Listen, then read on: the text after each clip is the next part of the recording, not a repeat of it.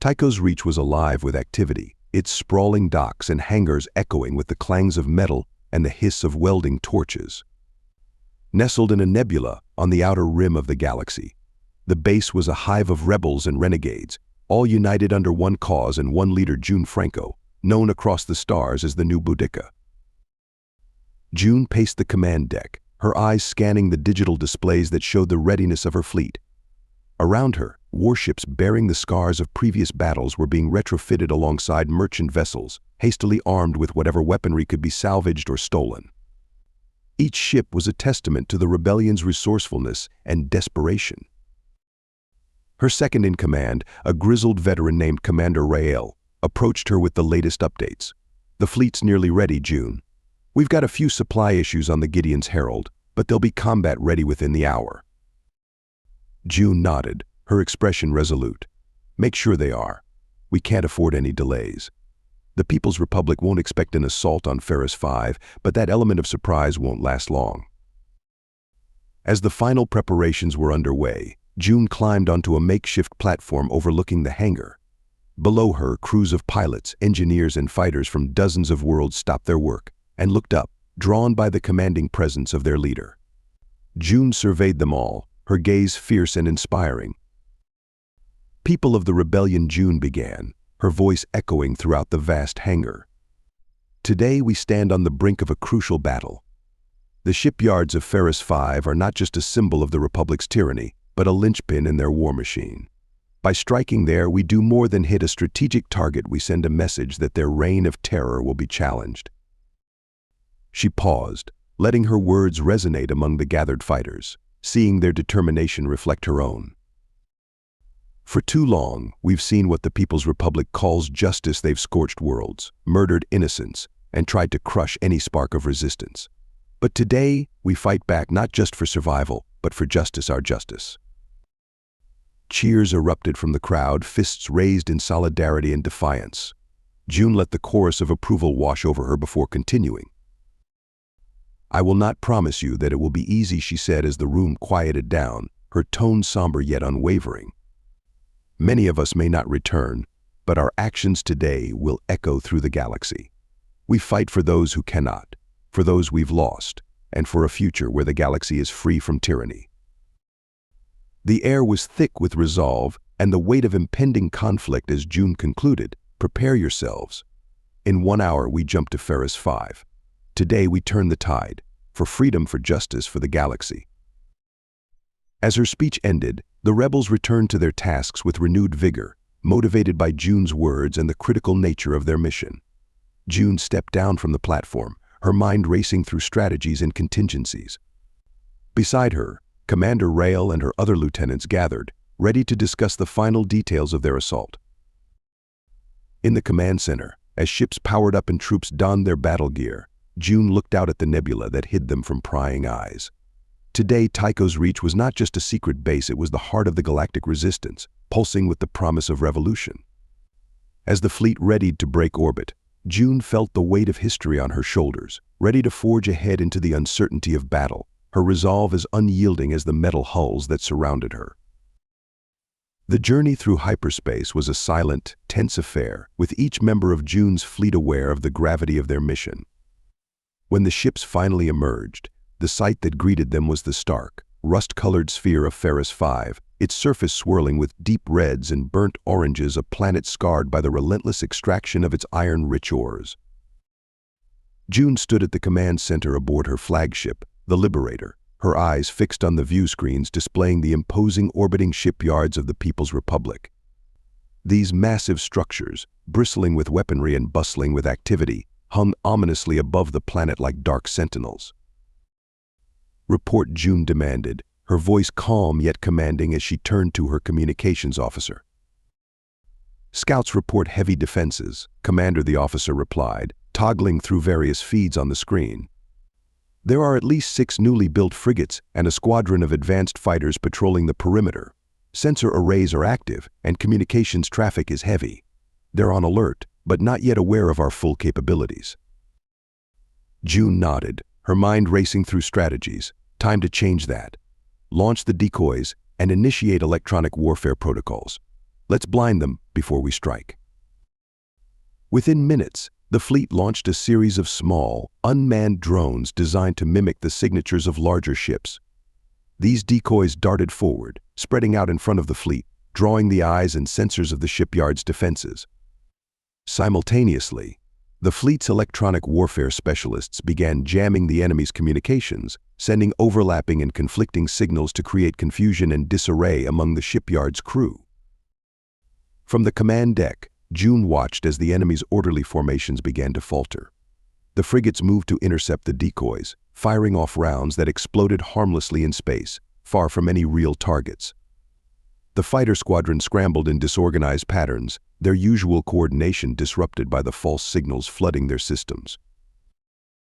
"Commander, initial phase is successful," reported her tactical officer.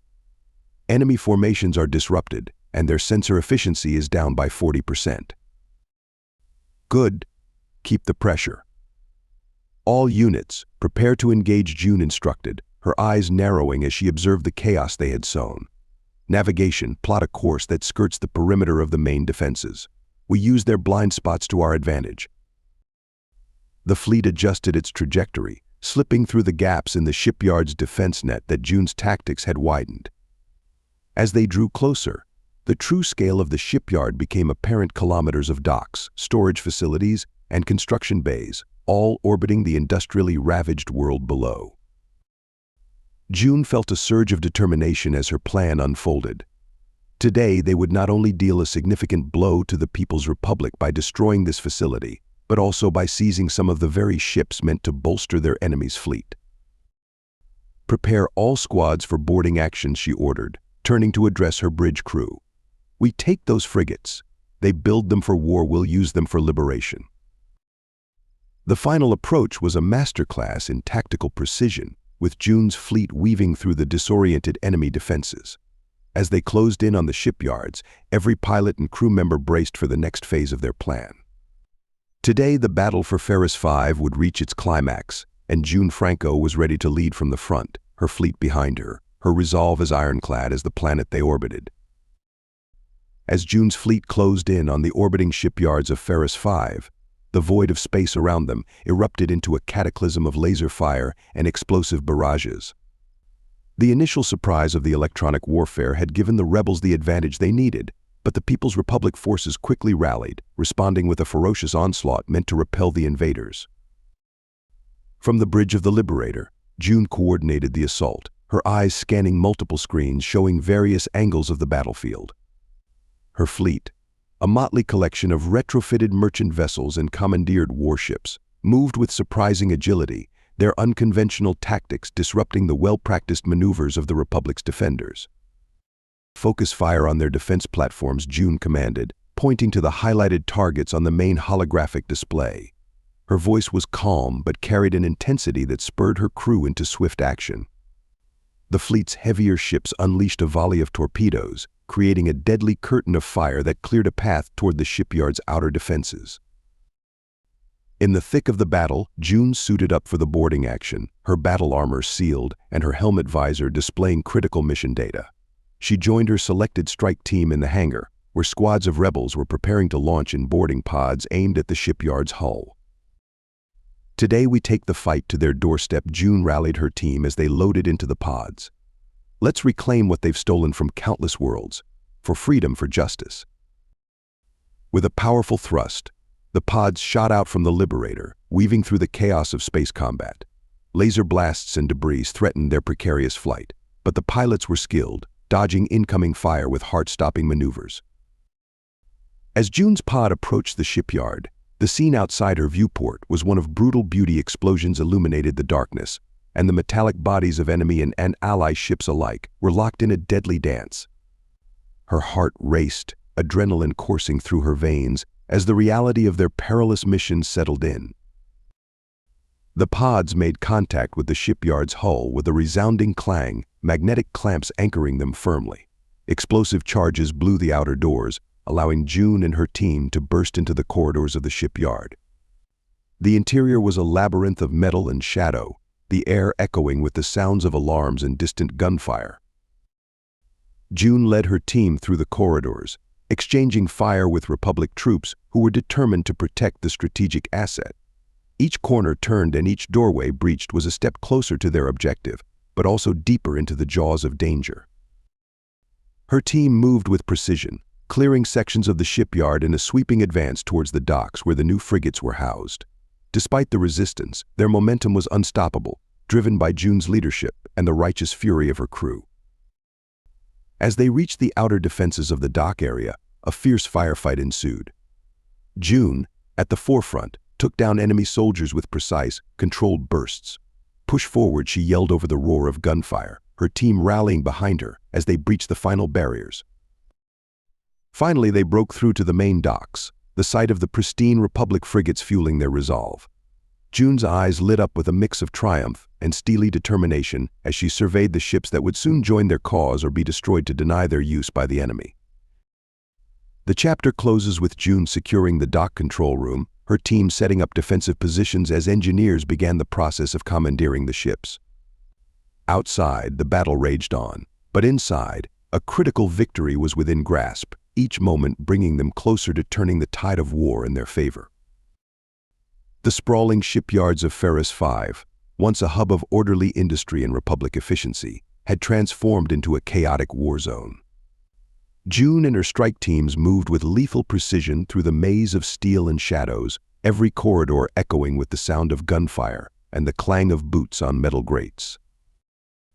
Inside the complex, June led her primary assault team towards the docks where the new frigates awaited. Each step forward met with stiff resistance from Republic forces.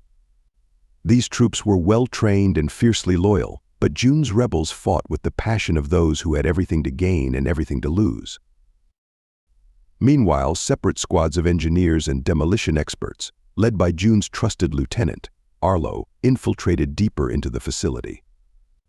Their mission was critical plant explosives to obliterate the shipyard sections that manufactured critical components for the Republic fleet, as well as destroy any ships that couldn't be commandeered.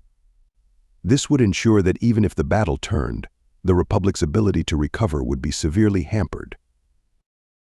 Arlo's team moved stealthily, avoiding major skirmishes by using the shipyard's labyrinthine service tunnels. They placed charges on structural supports and fuel lines, setting timers synchronized to detonate in a cascade of destruction.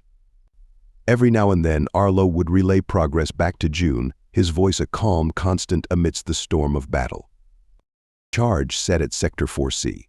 Moving to the next target, Arlo reported, his voice crackling through June's earpiece. "Copy that, Arlo. Keep me posted. We're almost at the frigates," June responded, ducking a volley of blaster fire before returning a precise shot that downed a Republic soldier. As June's team approached the main frigate docks, they encountered a fortified blockade. Republic troops had set up a last stand, their heavy weapons trained on the narrow access point leading to the ships. June assessed the situation quickly, a plan forming in her mind. "Flank them," she ordered her team, pointing to the overhead catwalks and the maintenance tunnels beneath the floor. "We'll squeeze them from 3 sides. On my mark." The ensuing battle was intense and brutal. June's team executed her plan flawlessly, converging on the enemy's position with a well-coordinated strike. From above and below, the rebels pressed the advantage, their determination clear in every move they made. With the blockade cleared, June led her team into the hangar where the frigates docked majestically, untouched by the chaos that raged throughout the shipyard. But there was no time to admire the vessels. Quickly, they moved to secure the ships, engineers working feverishly to override the security protocols and bring the frigates online. Throughout the shipyard, as June's teams continued their missions, the tide of the battle teetered on a knife edge. Explosions began to rock the facility, Arlo's demolition charges igniting in a series of deafening roars that signaled both success and irreversible destruction. As June boarded the lead frigate, taking the captain's chair, she felt a momentary surge of triumph. But her focus remained sharp. The battle was not yet over. She keyed the ship's systems online, the hum of the engines a promise of newfound power under her command. "Arlo, report," she demanded, her eyes on the viewport as her team prepared the ship for departure. "All charges set, June. We're heading out now." "Meet you at the rendezvous point," Arlo replied, just as another series of explosions shook the shipyard, signaling the final act of their devastating sabotage. The chapter closes with June watching the shipyard burn through the frigate's viewports, her face illuminated by the fires of destruction. Her victory was tainted by the cost, the weight of command heavier than ever. But as the frigate powered up, ready to join the battle in space, June knew that this victory was crucial. For today, at least, they had struck a significant blow against the People's Republic. The fight for freedom, however, was far from over. In the main hangar of the shipyard, amidst the cacophony of alarms and the distant rumblings of explosions, June Franco stood face to face with the shipyard's commander, a hardened veteran of the People's Republic. The air between them crackled with tension, their standoff a microcosm of the larger conflict tearing through the galaxy. "You think you've won?" Rebel the commander spat, his hand inching towards the blaster holstered at his side. "You're nothing but thieves and anarchists." June's gaze was steely, unwavering. "No," she replied, her voice resonant and clear, "we are liberators, and today we reclaim a piece of what you've stolen from this galaxy. This ends now." The confrontation reached its climax as June acted with lightning-fast reflexes, drawing her own weapon and firing in one fluid motion. The commander fell, his plans for quelling the rebellion dying with him. With the command center secured, June moved quickly to the docked frigates. She boarded the flagship, an impressive vessel that still carried the scent of new metal and untouched technology. Her crew followed, securing the ship and preparing it for departure. As June took the helm, she initiated the startup sequence, the engines of the frigate, now named the Anglia, roaring to life. The name was a tribute to Boudica, the warrior queen who had inspired June's own path as a leader, a symbol of defiance and resilience. Outside, the shipyard was beginning to succumb to the series of explosions that had been meticulously planned by her demolition teams. Each blast was a punctuation mark in the saga of the rebellion, a statement of their determination and their capability to strike at the heart of the Republic. Set coordinates for the rendezvous point, June ordered her navigator, "and send the signal for all ships to retreat. We're done here." The fleet, a patchwork of commandeered and newly liberated ships, maneuvered out of the shipyard's orbit as the final explosions tore through the remaining structures. The destruction was complete, a spectacle of fire and debris that marked the end of one of the Republic's key military assets. As the Anglia and the rest of June's fleet made their escape, the last remnants of the shipyard disintegrated in a blinding flare behind them. The scene was both horrific and mesmerizing, a reminder of the power they wielded and the lengths they were willing to go to secure their freedom. Once safely away from the debris field, June watched Ferrous-V shrink into the distance, its red surface now marred by the scars of battle. The victory was significant, but the cost was not insignificant. Many lives had been lost in the assault, a fact that weighed heavily on June's heart. As the fleet prepared to jump into hyperspace, June stood on the bridge of the Anglia, her thoughts turning to the future. The rebellion was far from over, and the Republic would surely retaliate with even greater force. But today they had struck a mighty blow, one that would inspire countless others across the galaxy. "We carry on," June murmured to herself, her resolve hardening. "For those we've lost, for those who still suffer under the yoke of the Republic, we carry on." With a final glance at the stars that stretched out before her, June gave the order to jump. The fleet, battered but unbroken, disappeared into hyperspace, leaving behind the wreckage of Ferrous-V and carrying with them the hopes of a galaxy yearning for freedom. The story closes as June Franco, the new Boudica, steels herself for the battles ahead, her spirit undeterred by the challenges to come. The path to liberation is long and fraught with peril, but she and her fleet sail on, guided by the light of their cause and the memory of their sacrifices. Thank you so much for watching. Please be sure to leave us a like and subscribe too. We'll see you in the next video.